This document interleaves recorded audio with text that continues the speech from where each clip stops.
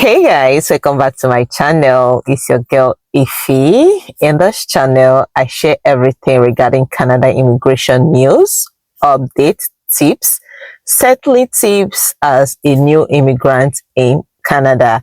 I also share my lifestyle. I try as much as possible to document my lifestyle here. And today happened to be one of the videos I promised. If you've not watched the last two videos I made, I basically shared everything that I went through when I newly came to Canada, the job hunting, the lifestyle, how I was able to navigate the whole system. Honestly, coming in as a new immigrant here in Canada is not easy, but then when with enough research and all that, I think things will go smoothly. Not easy navigating the whole system here in Canada, especially when you don't have anybody here, right? So if you've not watched that video, I'll recommend you to pause this video and go watch that video. It's really educating. Okay, at least you guys will get to hear my experience and then learn from it. Like I promised in that video, I said I was gonna make a detailed video of how I was able to get into nursing school. So I'm literally a nursing student, right? So I'm going to share a detailed explanation of how the admission requirement, how I was able to transition from being a banker in Nigeria and now a nursing student here in Canada. Yeah, I had to go back to school. Permanent residents, we still go back to school. We still switch careers. So I'm one of them. So I'm going to be sharing my story in this video. Watch to the end. I'll share with you guys how I was able to do that. Let's go.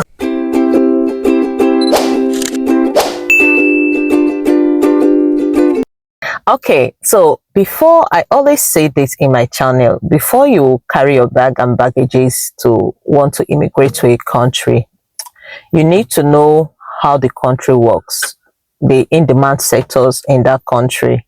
So that's my journey. I didn't make that decision when I already arrived in Canada. That decision, I already had it in mind back home in Nigeria. I made the research about the corporate environment here, the job security and all that. Now, this is my opinion though, okay? And I decided that I might not go into the corporate world when it comes to me coming to Canada. I already ruled that out. I said I was gonna try, but then if it doesn't work, I'll switch into the health sector, and that was what I did. So before coming to Canada, I got a healthcare certification, and I also did an online course, Allison. The same Allison that people are saying they don't get a job to be a personal support worker. I did that online course, and that was the certification that helped me to get access to being a personal support worker here in Canada. If you want to do that course, the link is still in my bio. Go and get that certification. That was what helped me in getting a role as a personal support worker, along with the certification I got from Nigeria. Now, that being said, I just wanted to put this in here, and I also want to make that clarification. People that always saying that personal support worker or caregiver is a menial job and all that, I don't see it as a menial job. In fact, if you go to Google to check what menial job is, you understand that personal support worker or home care job or nursing aid are not menial jobs. This job requires serious training. Even Google will tell you they are not menial job. If people are saying it's menial job based on the pay is okay. It's not that bad. You can't compare the pay of a personal support worker to one that does dishwashing or cleaning job and all that. And do you know that as a personal support worker, you are the backbone of the healthcare sector? Yes. So I don't see that job as a menial job. It is not a job that can even make you to go to jail. You call that job a menial job? People should go and make research about what menial job is, and you discover that caregiving is not a menial job. And people don't even know that under the caregivers, nurses are there. doctors are there, nurse practitioners are there. If you take care of people, you are regarded as a caregiver.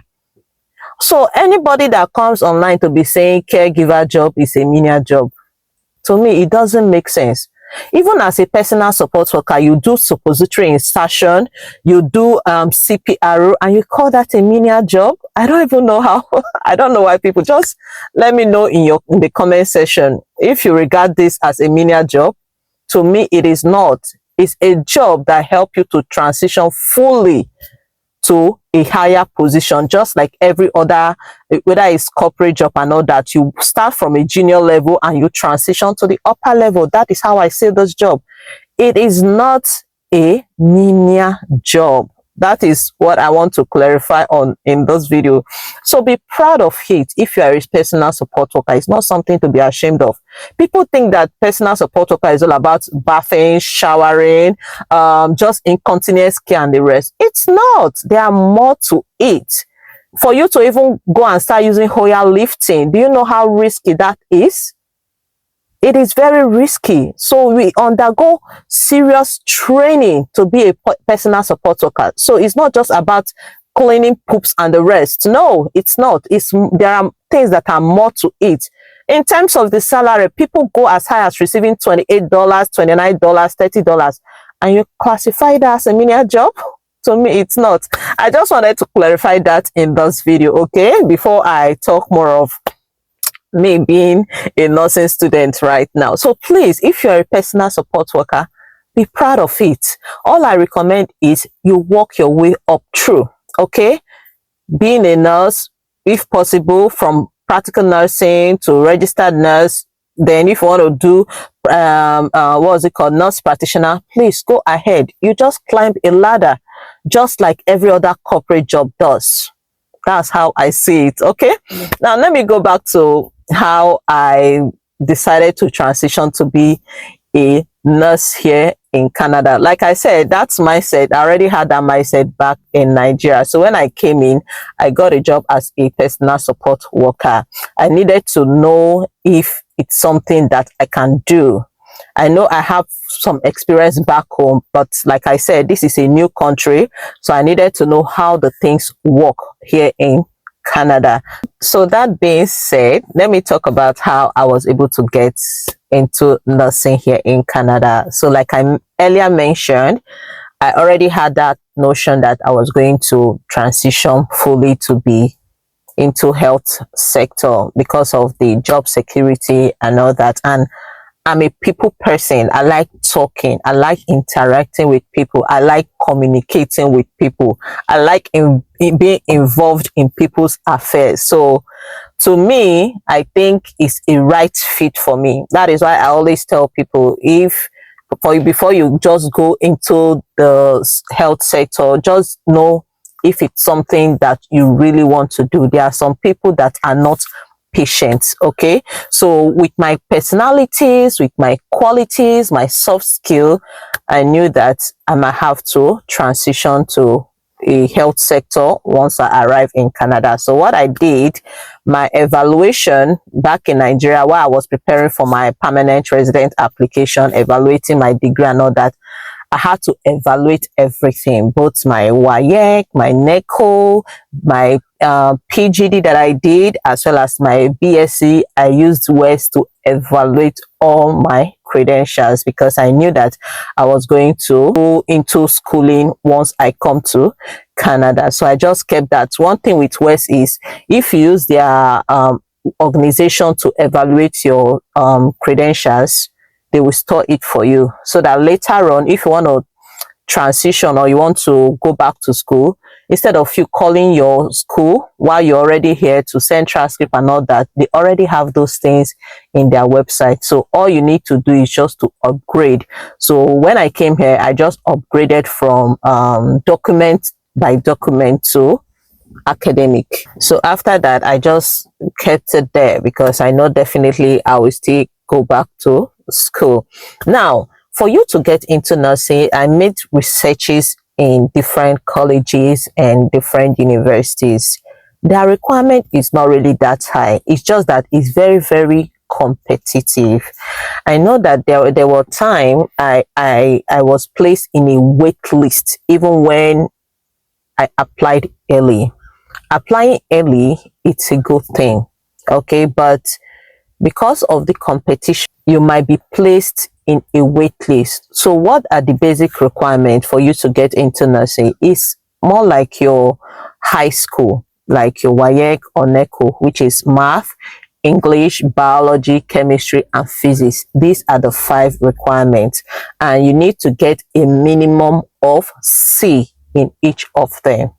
Okay, so but the thing is because it's very competitive, you need to put an extra effort also. So when I was submitting my own admission requirement, I did not just submit just the high school, that's the secondary WAEC and NECO. No, I submitted the WAEC, I submitted the NECO, I submitted my BSc, and I even submitted my PGD. Because if you go to the website, they will tell you, as in where you are submitting your admission requirement, they will tell you submit as much certifications as possible. That will increase your chances. Okay, so when I was applying, I applied into 2 sessions, fall and winter session. Now, this is something that you guys should know. If you are applying to schools, don't just apply to only one session. Applying to only one session will kind of limit you, because especially if the course is competitive. Now, I applied to both the fall, the winter, and luckily for me, I got accepted into the winter session, okay, which is the January intake.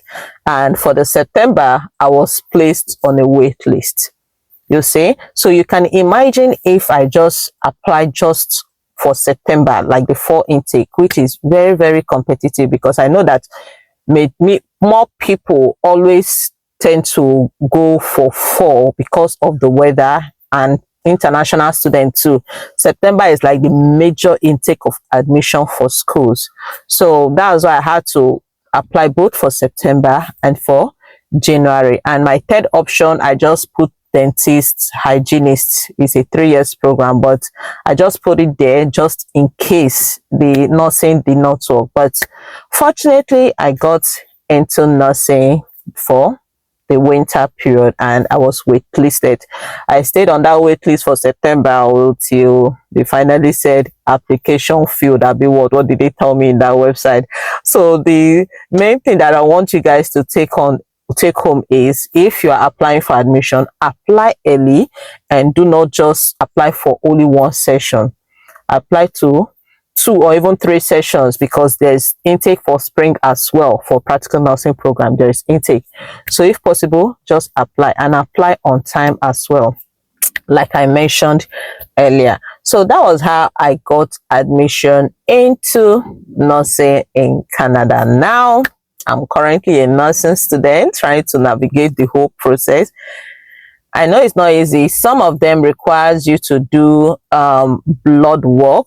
I will show that in another video. Now, one of the requirements, if you get into nursing program, they will tell you to bring your immunization card and all that, which I don't have my immunization card. And what they did next was to tell me to do some blood work and all that. That will be another video. I don't want this video to be too long. I'll put it in a form of vlog.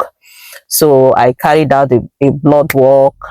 Since I don't have the immunization card, I didn't bring my in fact, I've never seen my immunization card. So so let me not say I did not bring my immunization card, because if I had it, I knew I would bring it.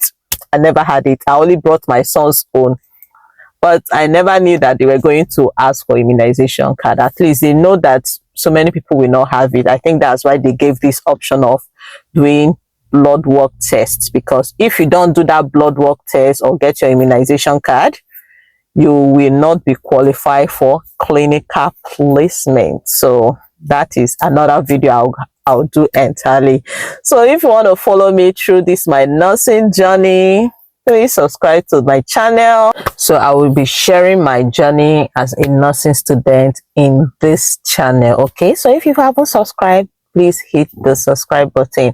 And one thing I forgot to mention about being a personal support worker is that it gives you an edge. It makes you feel relaxed when you start the nursing program. You are already experienced under the healthcare sector, so you are not scared compared to people that are just new graduate from high school and they are coming to do practical nursing. But you that already gain experience as a personal support worker or home support worker or whatever, you have an edge to know more and to relax during your clinical placement. I just want to chip it in there. So if you're doing a personal support worker, don't be scared to go into nursing. I know that to so many people, they on the internet, they talk about how hard nursing program is. But trust me, if you've gone through this personal support worker program or you home support worker program, I bet you guys, you will not find nursing program very difficult like the way they make it sound in the internet. No, that's why in this journey, just whatever you want to do in this life, just do it, not hearsay. Carry out your personal research. Sometimes social media is not, life in social media is not always true. So people can be doing things just for fun. You don't have to take it so seriously, okay? So subscribe to my channel, guys. I'll be sharing my details as a nursing student here in Canada. Yeah, and I will see you guys in my next video.